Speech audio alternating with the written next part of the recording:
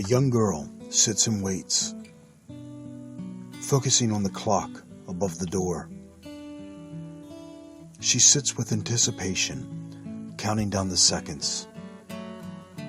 The seconds feel like minutes. The minutes feel like hours. She hears what seems to be a loud rumbling sound coming from beneath her chair. The bell rings. She rushes to the door, swinging it open with excitement. Then she turns around, drops her head in disappointment as tears run down her face.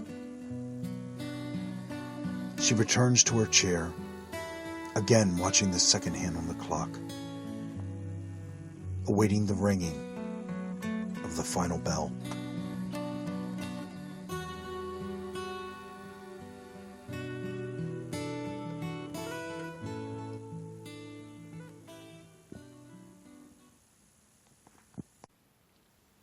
Thank you for joining us here on Empath Radio Network. My name is Michael, and I am an empath. Today is our first episode. It's August 1st, 2017, and it's such an honor to be here. This has been a year in the making, and the hardest part for me was to actually come up with the first episode. So it's really an honor to finally be here. It was about 3 days ago. I was speaking to a woman on the phone, and she began to tell me a story of her childhood. And I sat on the other end listening, and it was an emotional story, and all I could do was sit there pretty much in silence. And by the end of the phone conversation, that's when I realized that I had my first episode and that it was time to release this podcast. And the title of this episode is called The Hungry Child, which we'll get into that story a little later in the podcast. First, I want to tell you how this came to be. It was January of 2016 that I had first heard of the term empath. I never knew what an empath was. I had heard of empathy. I knew what empathy was, but I had never heard of the term empath. Last year, January, I was going through a lot in my life as far as depression, anxiety. I had given up my desire to exist. I was that depressed. I had gained a lot of weight. I was very close to 300 pounds. My blood pressure was through the roof. I'd been diagnosed with type 2 diabetes. I was an entertainer. I spent every night performing in bars. I would drink from the time I woke up until the time that the bar closed. And sometimes I would even get carry out and sit in my car until the sun came up, drinking. I could care less whether I woke up the next day. My parents became really concerned about me. My mother had said to my father, "I don't know how long Michael's going to be around. He's killing himself." I knew it. I knew I was killing myself. It didn't matter. I didn't care if I woke up the next day. My mother had expressed her concern about me for quite some time. I believe inside, subconsciously perhaps, that I was committing a slow suicide. Music had always been an escape for me. It was a driving force in my life. I began playing the piano around the age of 6 or 7. started writing and composing music around the age of 12. My mother was a songwriter.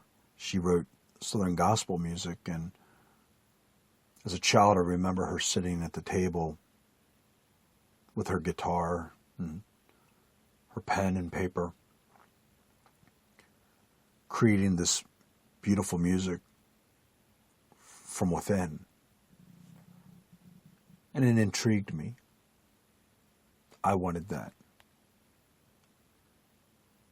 So at the age of 12, I sat down at the piano and I said to Mom, I want to write like you do.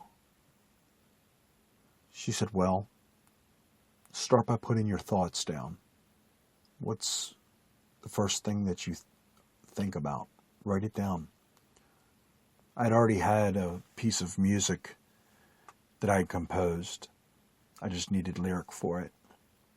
So I wrote the first line, and she added the second, and we went back and forth until the song was created. The point that I'm making here is that I needed an escape. I was different than the rest of the children. I knew this. I couldn't relate to the neighborhood kids.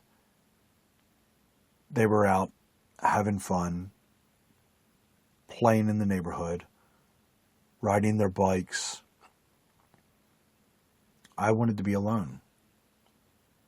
I'd rather lock myself in my bedroom and just whatever, daydream, play music, write little poems.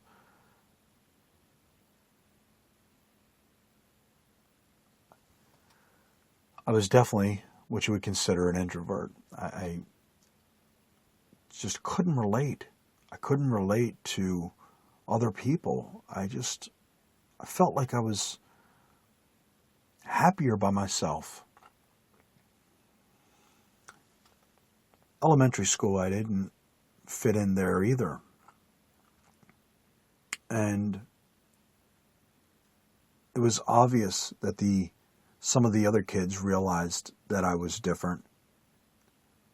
I liked being alone a lot in the play yard. I'd go off by myself and just start making sand castles or whatever in the sandbox, and didn't want to socialize with the rest of the kids. They were alien to me. I had nothing in common. I thought different. I guess the teachers noticed that, and they thought that I should see a psychiatrist. So at a very young age, I did, and the psychiatrist diagnosed me with social disorder. So already at a young age, I'm given a label that I have to go through the rest of my life with, of having a social disorder. Then came adolescence, which can be trying in and of itself. Now I have to go into adolescence with a label, a social disorder. So now I'm really feeling different. Definitely feeling like an outcast now. I've got something wrong with me. Then came middle school. I'd rather sit at my desk and write out lyric or poetry or draw cartoon characters or whatever, because the schoolwork, I guess, bored me. I didn't pay attention. I was always in my own little world. So once again, it was suggested that I see a psychiatrist about it. And once again, I did. And I was diagnosed with attention deficit disorder. What do you do with attention deficit disorder? You medicate it. And I was prescribed Ritalin, which was the common drug at the time for kids with attention deficit disorder. And most of the kids that I knew at the time, we were all on Ritalin. I knew a lot of kids on Ritalin. So, I don't know, maybe it was just a period of time where every kid was born with attention deficit disorder. Perhaps it was something in the drinking water at the time. So quick do we have labels put upon us. All we have to do is be a little bit different than society's idea of who or what we should be. If we don't fit into that mold of what society thinks we should be or who we should be, and we're a little different, we're considered an outcast, and we must have a social disorder. It can't be that we're just different. We're unique. It wasn't until 2016, having a conversation with this friend of mine, that I realized, damn it, I'm an empath. That explains everything. I have the traits and characteristics of an empath, which is not a bad thing. I wasn't cursed. I wasn't given a curse. I was given a beautiful gift. A gift of being an empath. I feel. I sense. I'm intuitive. Like many others out there. So I feel other people's energies. I'm more sensitive to it. The problem for an empath is we feel all the energies around us. We feel other people's pain. We feel their emotions. We sense their pain. We sense their emotions. We absorb it. And it becomes our pain. It becomes our emotions. We don't know what to do with it. We don't know what to do with it. We don't know. It becomes overwhelming. We want to run and hide, pull the blankets over our head and just escape from the world. I've been there. I know what it's like.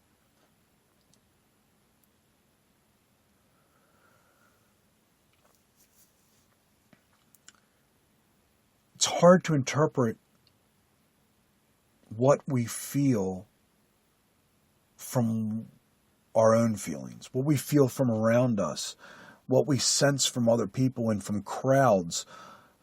Pretty much an empath is like a huge radio tower, okay? We gather these frequencies come at us, and we release this energy back. And depending on how we receive it and how we interpret it, ultimately determines how we send it back out. Now we can hold it in also. We can hold it in and allow it to deeply affect us physically, mentally, emotionally. We interpret it through anxiety, depression, because it's hard. We don't realize that we feel like it's something off inside of us. We don't realize that it's the energy. We're so receptive and sensitive to the energies around us. Like when we go into empaths, if you have ever gone into a grocery store or been in a carnival or something, and you just have that feeling of just being overwhelmed. It's just too much to process. There's too much going on, or at social gatherings, you're at a party or something, and you just wish you could leave and go home. How do I get out of this? Or someone invites you to a party, and you're like, how do I get out of it gracefully? How do I make up an excuse as to how to not be there? I would rather do anything tend to be around all those people. It's, according to some, that's a social disorder, you know. So as I was saying, in January of 2016, I realized that, wow, I didn't have all these social disorders. I'm not, I can drop all the labels and just embrace being an empath or a hypersensitive. You know, it's something to embrace. You know, the key is, which we will talk about in other episodes and future episodes, is when we receive these energies from other people, when we receive these different frequencies and we absorb them, which we don't really have a choice, that's who we are. When we absorb them, how do we take them in and do what I call the turnaround? How do we flip those around inside of us and send it back out as positive energy? To absorb that, and instead of allowing it to affect us emotionally and bring us down and cause us anxiety and depression, taking all that in, turning it around, and sending it back out into the universe and into the world as positive energy. And that's key, and we're going to be discussing that in future episodes. So being an empath can be a great thing. We're very... it's a gift. We need to look at it as a blessing, and we just kind of looking at it as in a different light. And that's what I had to do. As a child in school, I was bullied. I'd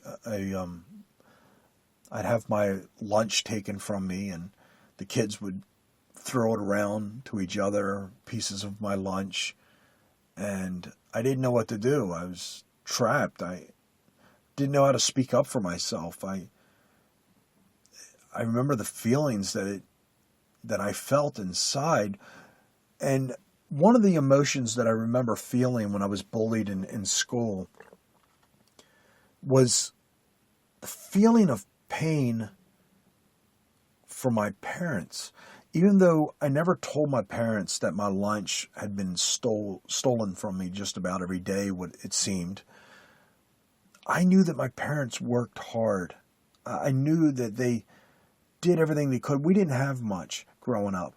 And I knew that they sacrificed to make sure that I had a bag of lunch to take to school. I can see my mom. I could see my mom at the time, visualize her in the kitchen with her hands and with her love, putting my sandwiches together. Putting her love into that paper bag. And then when I went to school and it was ripped away from me and bullied away from me, I felt like someone was stabbing my mother. Because that bag was made with love. And I couldn't tell my mom because I felt like it would break her heart. So I felt through them doing that with my lunch bag, I felt like they were abusing my mother. That they were bullying my mother. What was harder than that is when they started picking on and bullying this other girl in my classroom. She started coming to the school, and you could tell by her, you could kind of sense that her family didn't have much money. She didn't have a whole lot to eat. I remember the kids would make fun of her because she would bring to lunch mashed potato sandwiches. That's probably all that they had the night before. And you could tell that she probably had a nutrition deficiency. She wasn't the healthiest. And I guess that's possibly all they had for dinner the night before was mashed potatoes, maybe something with it. So for lunch, that would be her lunch, was mashed potato sandwiches. And my heart ached for this girl because the bullies, she didn't have much to begin with. And then the bullies started to take her lunch and bully her. and make fun of her. And I remember as a child the pain that I felt inside. Every time they picked on her, it was like I was being ripped apart, like my entire being was being ripped apart inside. I felt her pain. I felt her emotions. And I remember just begging that they bully me and leave her alone. Just please target me and leave that girl alone, you know? So at a very young age, I knew it. I mean, I had this deep empathy. I would meet people, adults, kids, it didn't matter, but within a fraction of a second of after meeting someone for the first time, I knew inside what kind of energy I got from them. They emitted something that I could pick up, a frequency, and I knew immediately whether I thought this person was suspicious or whether I trusted them or whether I had a good energy, whether I wanted to be friends with them, whether I wanted to get to know them or not. I can't explain it, and I'm sure most empaths can't. It's just something that just emits from them, this radiation or whatever, however you want to interpret it, that you just see someone for the first time, and sometimes you'll see somebody for the first time and you're like, oh, that's a nice person, you know, and wow, what a really, and then there's other people and you're like, I don't know what it is about that person. And they can seem nice too. They can seem like the friendliest person, but there might be this thing inside of you to where you're like, I don't know what it is about them, but I just don't like them. And that's intuition. You're receiving a vibration, you're receiving an energy, a frequency within your gut, and your intuition interprets that and knows that, okay, there's something off about that person. So these are things that I that I experienced through most of my life.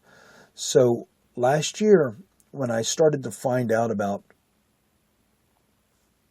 traits of an empath, and I started reading the traits of an empath, I'm like, whoa, I relate to just about every one of these, you know? And the lady that was, let's just say, really good friend of mine that I had learned about this from, her herself, she's an empath. And so the two of us had that in common. We had that bond. We both knew what it was like to be an empath, what it is like to be an empath. And our relationship got deeper and deeper through that, because it was like whenever an event happened or we were around somebody, we would look at each other and kind of like with this look in our eyes, like, do you feel that? Do you feel that? And I'm going to say maybe 100% of the time, just about all the time, when the two of us feel that, we feel this presence. There could be nobody around. It could just be this energy that we get. I remember there's this time that we went somewhere. I can't remember what it was, and she and I, and we went and we get out of the car. And we were in a parking garage, and I was overwhelmed with this, something's not right. I can't figure it out, but I'm feeling this energy in this parking garage that I don't know, something was just, I couldn't shake it. I was in a great mood, and maybe, I'm sure there are those of you out listening to this broadcast that can relate, that you don't understand why you have this gut feeling about a place or an area or whatever it is, but you just know you can be in a great mood and all of a sudden your mood change at the snap of a finger, because you're picking up some type of vibration from the area or something. Sometimes I would drive through some areas, some pretty bad, poor areas, in Baltimore, and it's like you can feel the heaviness. You can feel the heaviness of the area, of the people, the sadness, the depression. So these are the things, and as I said in other episodes, we'll be having some interviews with people, and we'll also be touching on a lot of other topics too. There's a lot of things that we have coming up, and interviews with some great people I think you guys are really going to be interested in. And like I said, I'm really excited about it. But we're also going to be learning about how to take these feelings, energies, emotions, frequencies, what have you, and sending them back out in a healing way. How to be able to send it out as a ray of light, as a ray of healing, a ray of love, and send it back out. And it's amazing the effect that we can have on other people and the world and the environment by taking and using the gift, the power of an empath. We can do powerful things in the world by knowing how to use that ability, how to use that gift. So I encourage you, if you've tuned in today, you're interested in the topic. If you've read some books or whatever, and you're just interested in what is an empath, am I an empath? Even if you feel like you aren't an empath, I still encourage you to tune in, and at least maybe it'll help you with develop your empathy or whatever. So really encourage, and I ask and request for everyone listening to share this podcast. I'm not, as it stands right now, I'm not making a dime for this. It's something that I'm passionate about and that I just want to share with other people. So I ask that you take and give me a gift, and that is to tell your friends about this podcast and that you share it yourselves with other people. I'm going to get to the story. You heard me start off with an intro, and the title of this episode is The Hungry Child. This is what kind of tipped me over the point of where I had a block and couldn't start my first episode. And this has been a year I've been struggling with, how do I start this off? And through this phone conversation with this woman the other day, at the end, I was like, it is time. It's time. And I wanted to use a piece of her story in this podcast. I was on the phone with a woman, and she was telling me about how she went out to dinner at a place near her home, and she had seen two children with what seemed to be with their parents, and they had ordered them food from the restaurant. And the kids sat there with their hands crossed with an attitude because they didn't want to eat what their parents had ordered. They didn't want that. I don't want that. That's not what I wanted. I'm not eating. And the lady that I was speaking to, she was telling me about how things like that really affect her because they don't realize how fortunate they are to be able to sit at a restaurant and be offered something to eat. Because when she was a little girl, apparently, from what I understand from the story, her parents or her mother had lost her home, had no place to live. They were in bad financial situation. So her mother apparently felt like the best thing to do was to let her stay with her grandparents, the little girl's grandparents. So she moved in with her grandparents. Her grandfather was a coal miner in Georgia, and they were really struggling. They could barely put food on the table.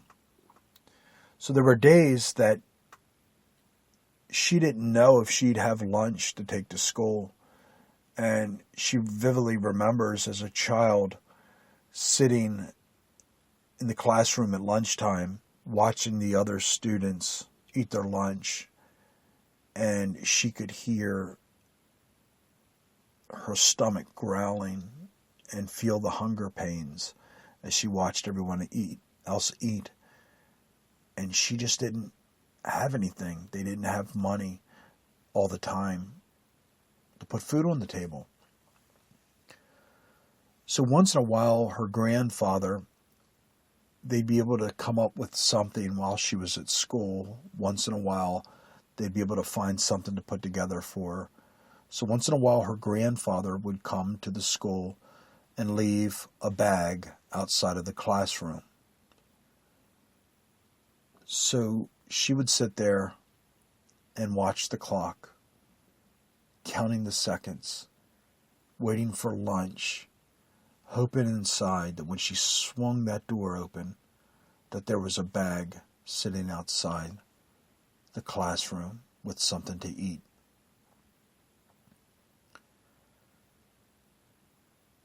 The lunch bell rings. She runs to the door, hoping that there's something to eat waiting for her on the other side. More times than not, there was nothing there. She didn't know if she was going to be able to eat dinner that night. She didn't know if they'd have enough to have dinner on the table. So she'd turn around and go back to her seat while the other kids ate their lunch. The hunger pains just consuming her body. She would sit at her desk, put her head down during lunchtime, and chew on her book bag strap. Sit there with her book bag strap in her mouth, just chewing on it, imagining that she had something to eat, hoping that that would help to ease the hunger pains. That woman promised herself that when she had kids, that they wouldn't go hungry. She would do anything in her power to make sure that her children at least had something to eat. She knew what it felt like to be hungry and have to do without.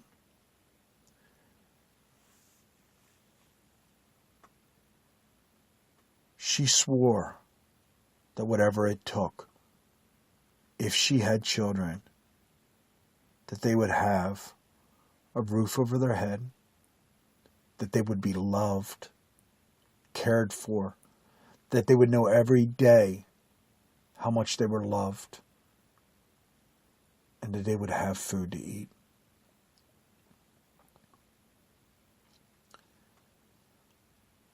I'm so proud of that little girl. So proud of that little girl. She grew up